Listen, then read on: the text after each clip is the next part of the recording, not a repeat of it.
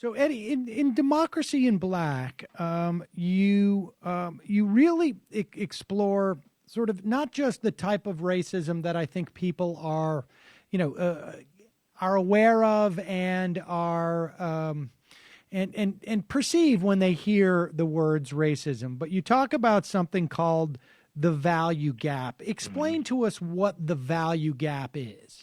Yeah, Sam, the value gap is really the basic belief that white people matter more than others in this country. And that belief is not just simply something that someone holds, right? It's a belief that is evidenced in our social practices, in our political arrangements, in our economic reality. So in some ways, the value gap is the practice of inequality, of racial inequality, right? And it organizes so much of our lives that, it's more than just simply, big, bad, and loud racist in the country.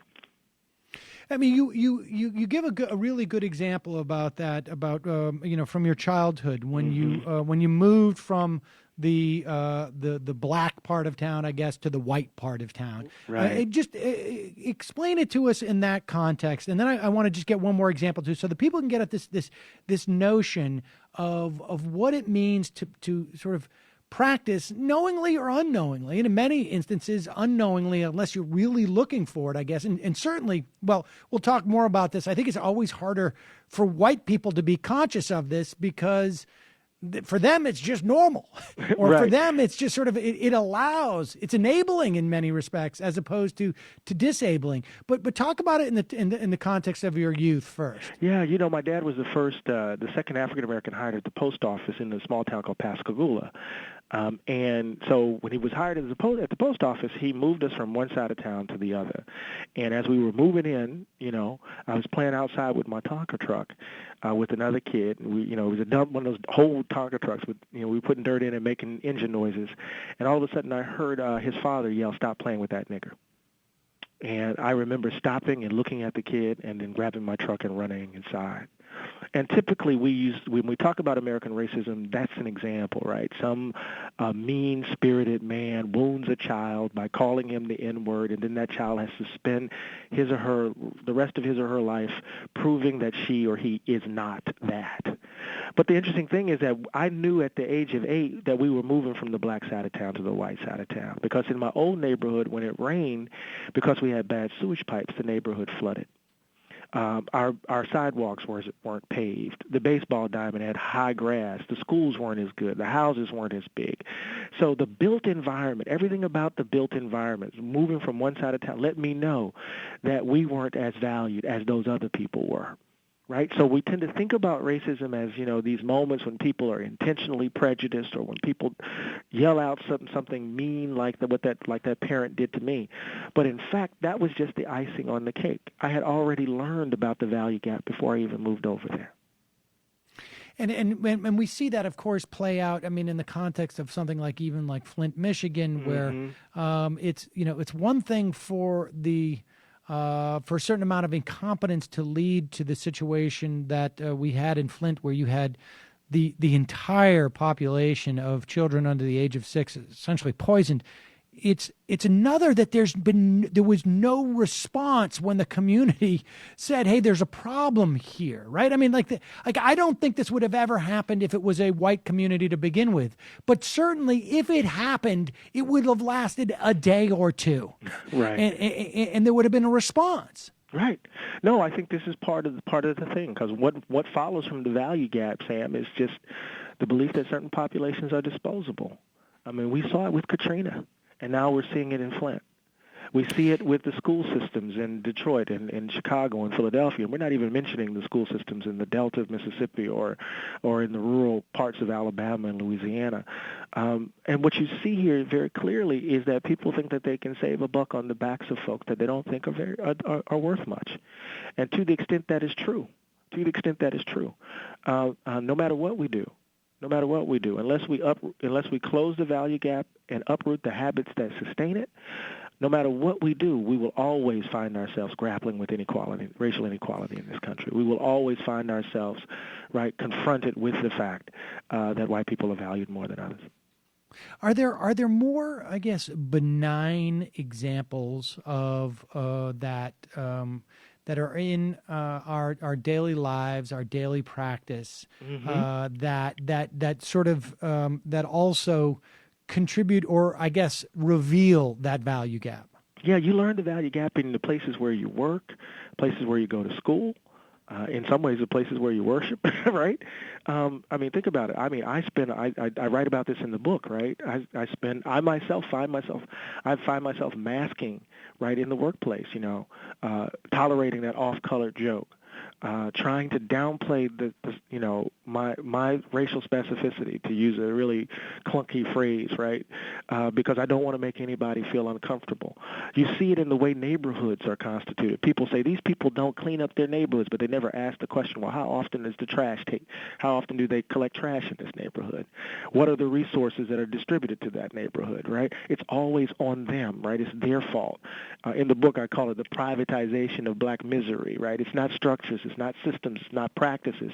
It's just these folk are just making bad choices.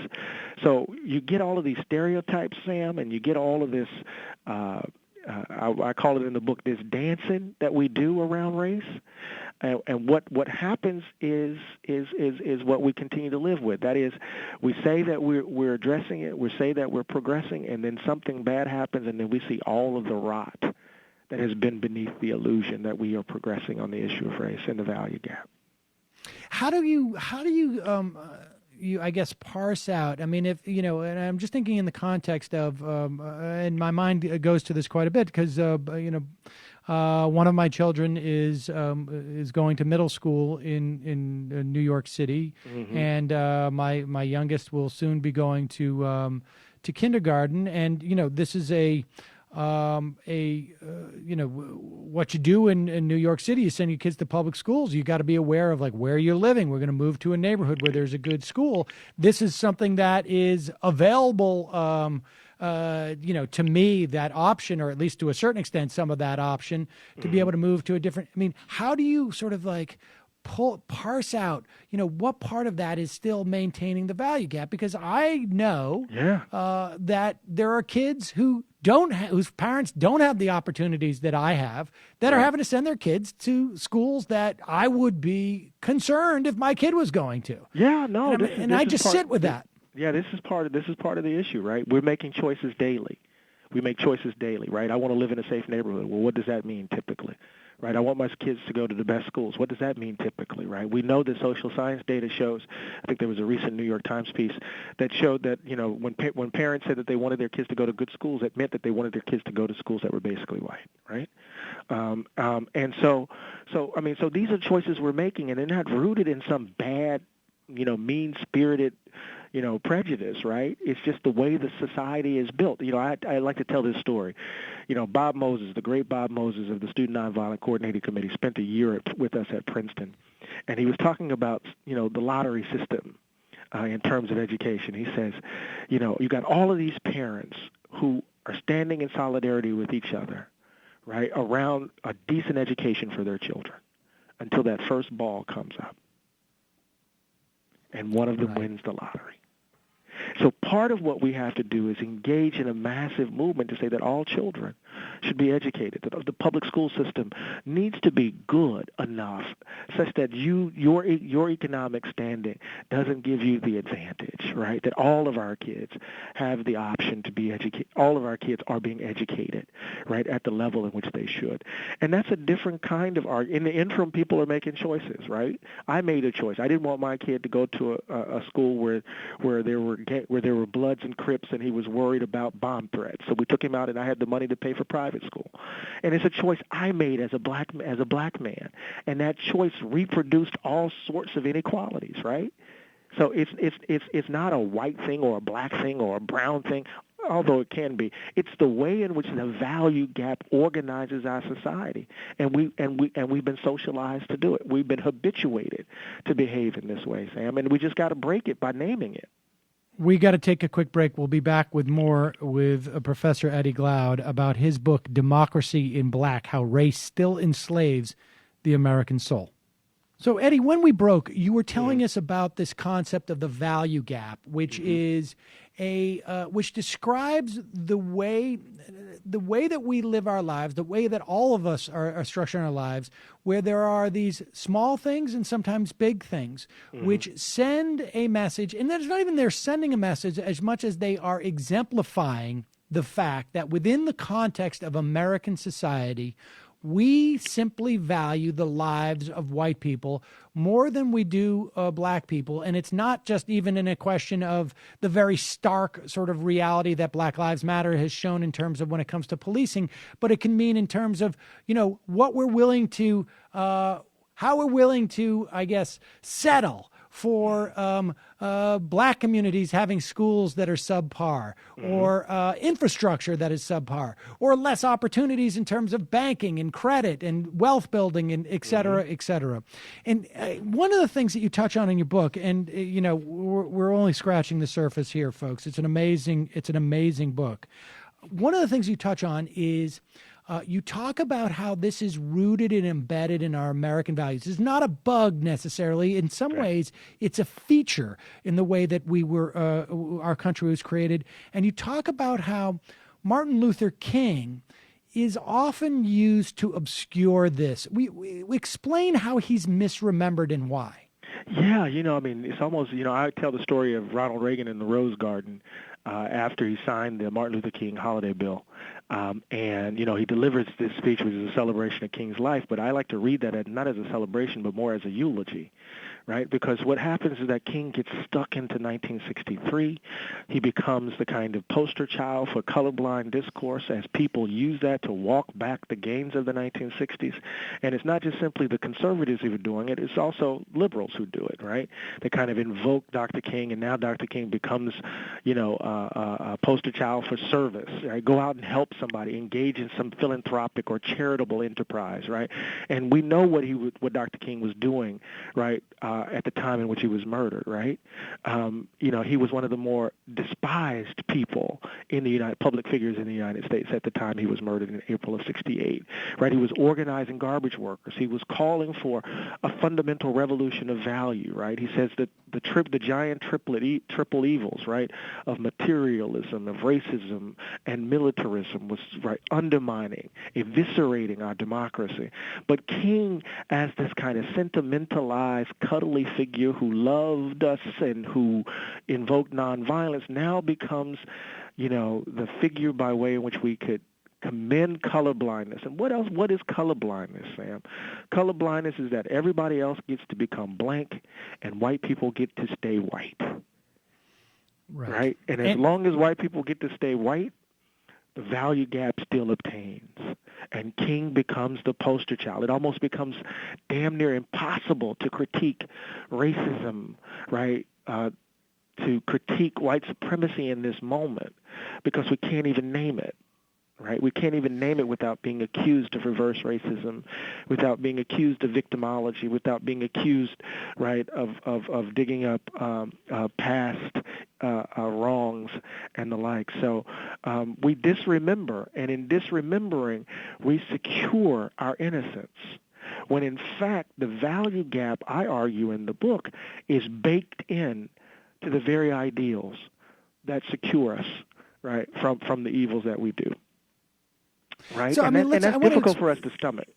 And I think it's hard to accept and it's hard to fully understand. I mean, the way that you describe that MLK has been misremembered and used is he is used as if he was a conscience, and that we're not measuring up as a country to our ideals, which then suggests that, okay, this is just a question of we have a structure that is sound, and we just need to fulfill that promise that exists there. But in fact, that promise is not really as promiseful, I guess, as we've been led to believe, right? I mean, that's the problem, is that promise is not what it appears to be. And in fact, Sam, the promise keeps us from seeing the ugliness, right? The promise keeps us from seeing the ugliness, so that you could hear Governor Nikki Haley of South Carolina say, we have never passed laws that had anything that, on the basis of race. I mean, that's silly. Or you could see, Michelle Bachmann, former Representative Bachmann, say that, the founding fathers were abolitionists. That's stupid, right? And, and in each of these instances, there's a way in which we're disremembering, right, in order to secure our ideals, which keeps us from seeing how ugly our practices actually are, right? And the way to judge whether or not our ideals are actually working is to look at what we're doing. And over the course of our history, what we know is that for the majority of our history, right, the way in which racism, the way in which the value gap has manifested itself, right, has been clear. And until we get out of this, how can I put this perpetual state of adolescence, I always tell my students, right, America is like, a Peter Pan. Right, we want to stay in a perpetual state of adolescence so that we won't, like the Lost Boys, we can't be held responsible or accountable for what we do. And part of the challenge of moving forward, right, is that we have to look the ugliness of our experiences squarely in the face. In fact, I have a sentence in the book where I say this: if America is going to be released into a democratic future, white people got to kill the idea of white people. Right, and we have to do that in light of a fundamental reorganization of what ultimately matters to us, right? We can't be greedy, we can't be selfish, we can't be narcissistic. We have to create a society, a democratic society, where the dignity and standing of every individual is affirmed, and people can dream dreams and make those dreams a reality. When you say white people have to kill the idea of white people, are you basically saying that we have to get to a point where our standards, even our notion of what what constitutes merit, is not founded in this concept that is derived necessarily from what from what our whiteness has defined as merit? I mean, yes. It has always occurred to me that it's. If you take a bunch of baseball players and say, okay, tell us what the best athlete is, they're going to say, like, well, somebody who can hit a ball and field, as opposed to, and they can't necessarily divorce that from the fact that that's what they're good at. And that's what they have deemed is sort of what constitutes merit. But that's not broad enough in a society which is made up of not just those people. Right. I think what we have to do, this is the beauty of Ralph Waldo Emerson, who's one of my favorite writers, right? When Ralph Waldo Emerson was giving his Harvard Divinity School address, Sam, he was telling those preachers, he was saying to them, right, think about it as ongoing revelation, right? You have to be a different kind of minister, right? You have to imagine the world differently. When he wrote The American Scholar, he was asking us to imagine America differently, that it wasn't reducible to Europe, right? And so we can't just simply think that America has come to us whole. We have built the country true, right? And so part of what we have to do, given the value gap that I've described, given the racial habits that we've talked about, the white fear, the fear that animates our lives, we have to imagine American democracy differently, right? And we have to imagine it in a way that isn't beholden to, right, the idea that white people are valued more than others. And it seems to me that until we do that, we could never achieve our country. We will never achieve our country. We will doom this fragile experiment to ruin. Professor Eddie Glaude, the book is Democracy in Black: How Race Still Enslaves the American Soul. Thanks so much for your time today. Thank you, Doc. I appreciate you.